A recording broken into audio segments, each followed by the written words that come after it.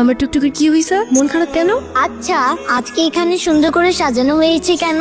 কারণ আজকে আমার টুকটুকির জন্মদিন। জন্মদিন নাকি চাই? কেন, কি হয়েছে? কিসের জন্মদিন? জন্মদিন হলো তোমার কেক আসতো, কেক কই? তাই তো, আমি তো সেই সকালবেলা কেকটা অর্ডার করছি, এখনো আসেনি। না। দাঁড়াও, আমি ফোন দিয়ে এক্ষুনি বকা দিয়ে দিচ্ছি। কি সমস্যা আপনার? জি কোনো সমস্যা নাই তো ম্যাম, আপনার একটা কেকের অর্ডার ছিল।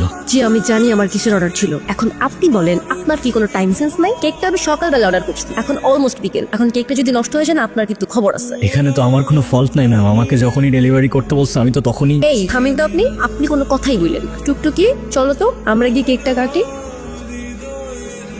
হ্যাঁ নেন। ইটস ওকে, লাগবে না। আচ্ছা সরি, আমি আসলে বুঝতে পারিনি আমার কথায় আপনি এভাবে মন খারাপ করবেন। আসলে বাচ্চাটার মন খারাপ করা দেখে আমার মাথাও গরম হয়ে গেল, আর আপনার উপর সাহস করছি। আপনি প্লিজ রাগ করবেন না। কেউ আমার উপর রাগ করে থাকলে আমার একটু ভালো লাগে না। আরে না না, আমি আপনার উপর কেন রাগ করতে যাবো? ডোন্ট ওয়ারি, আমি কিছুই মনে করিনি, আপনি নির্দ্বিধায় থাকতে পারেন। তাহলে আপনি এভাবে দাঁড়িয়ে আছেন যে? আমি তো বিলটার জন্য দাঁড়িয়েছিলাম, ক্যাশ অন ডেলিভারি ছিল।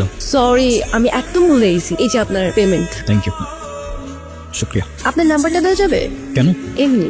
01669 আপু, একটা কথা বলি। হ্যাঁ বলো। ডেলিভারি বয় কিন্তু অনেক হ্যান্ডসাম। দুষ্টু পাকা বুড়ি একটা। হ্যালো, আসসালামু আলাইকুম। ওয়ালাইকুম আসসালাম, কেমন আছেন? আপনি কি বলছেন? আমি জুই, ওই যে আজকে আপনাকে যে মেয়েটা বকলো, আমি সেই মেয়েটাই। ও আচ্ছা, হ্যাঁ বলুন। আচ্ছা, আমার জন্য একটা পেস্ট আনতে পারবেন? আমি আপনাকে টাকা দিয়ে দিব। এখন তো প্রায় 1:30 বাজে। তো কি হয়েছে, আপনাদের তো 24 আওয়ার সার্ভিস। হ্যাঁ আচ্ছা, আপনি আমাদের অ্যাপ থেকে অর্ডার করুন, কেউ না কেউ গিয়ে দিয়ে আসবে। না, আমার তো আপনাকেই লাগবে। মানে? না মানে, আপনি যদি একটু আসতেন ভালো হতো। এখন তো অনেক রাত, কে না কে আসে, আর সময় ভালো না।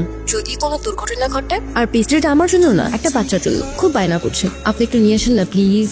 আচ্ছা ঠিক আছে, আপনি অর্ডারটা করুন, আমি নিয়ে আসছি। ওকে, কি দেখছেন? আপনি তো বলেছিলেন পেস্ট্রিটা একটা বাচ্চার জন্য, রাইট? বারে, আমি তো বাচ্চাই, আমার বয়স কি বেশি নাকি? আচ্ছা যাই হোক, আমার বিলটা দিন, আমি চলে যাই। বসেন তো, দেখতেছেন একটা মানুষ খাচ্ছে আর আপনি তাকে তাড়া দিচ্ছেন, এটা কেমন কথা? হ্যাঁ, আচ্ছা আপনি তো আমাকে বিলটা দিয়ে তারপরেও খেতে পারেন, রাইট? আমাকে এভাবে অযথা বসিয়ে রেখে কি লাভ? আপনি এত খিটখিটে স্বভাবের কেন? দেখতে তো অনেক সুইট, কথাবার্তা একদম করলার মতো। করল্লার মতো মানে? তে তো। আচ্ছা, আপনার বাসায় কে কে আছে? কেন? আবার করলার মতো কথাবার্তা। কেউ নেই। আপনার বাবা মা কোথায়? জানি না, আমি আমার সম্পর্কে কিছুই জানি না। আমি কে, আমার বাবা কে, মা কে, কোথায় আছে, কিচ্ছু জানি না। শুধু কিছু স্বপ্ন দেখি, দুঃস্বপ্ন। কেমন স্বপ্ন?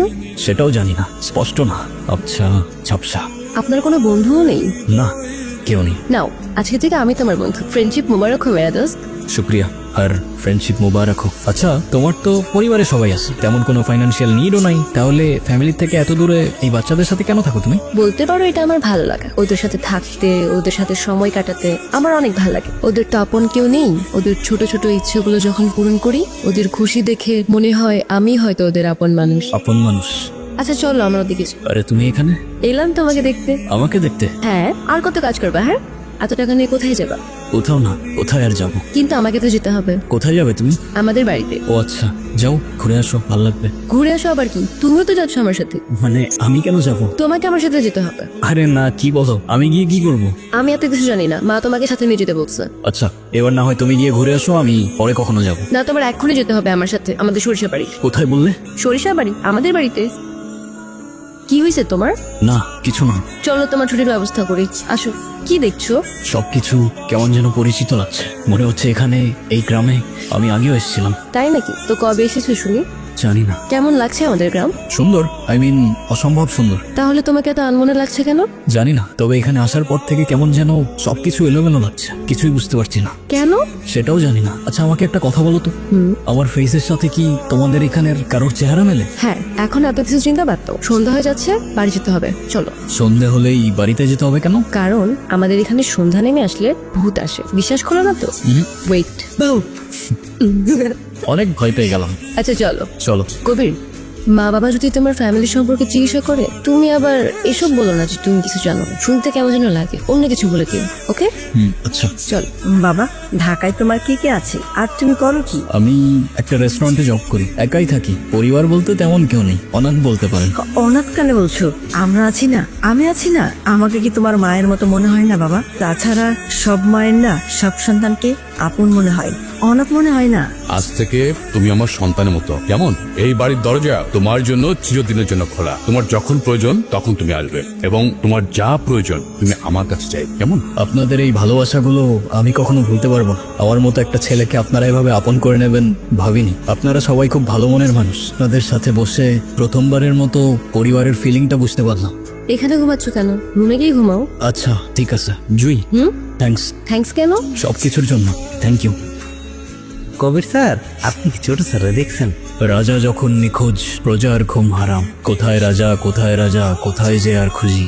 রাজার প্রাণ সংকটে, তাই প্রাণটা গেল বুঝি। স্যার আপনি এগুলা কি বলতেছেন? আমি তো কিছুই বুঝতেছি না। আসো আমিন, তোমার একটা গল্প শোনাই। জি স্যার, বলেন না।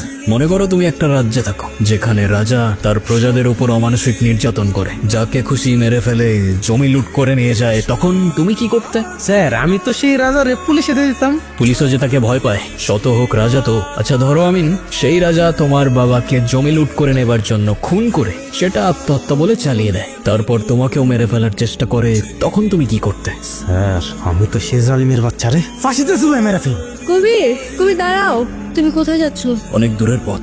আমাকে সাথে নিবা না? এখন তোমার পরিবারের তোমাকে প্রয়োজন, তাদের পাশে থাকাটা তোমার দায়িত্ব। তাহলে শহরে এসে দেখা করবো আমি তোমার সাথে, তোমায় কল করবো আমি। আমি হয়তো তোমাকে বোঝাতে পারিনি জুই, আমি তোমার জন্য না। তোমার জীবন আমার জীবন, তোমার পথ আমার পথ অনেকটাই আলাদা। আমি চাই না আমার সেই জীবনের সাথে জড়িয়ে তোমার জীবনটা নষ্ট করে ফেলো। আমাদের মধ্যে যত দূরত্ব থাকবে তোমার জীবনটা ততটাই সুন্দর হবে। তাহলে আমাদের আর দেখা হবে না? জানি না। কবির, আমি তোমার জন্য অপেক্ষা করবো।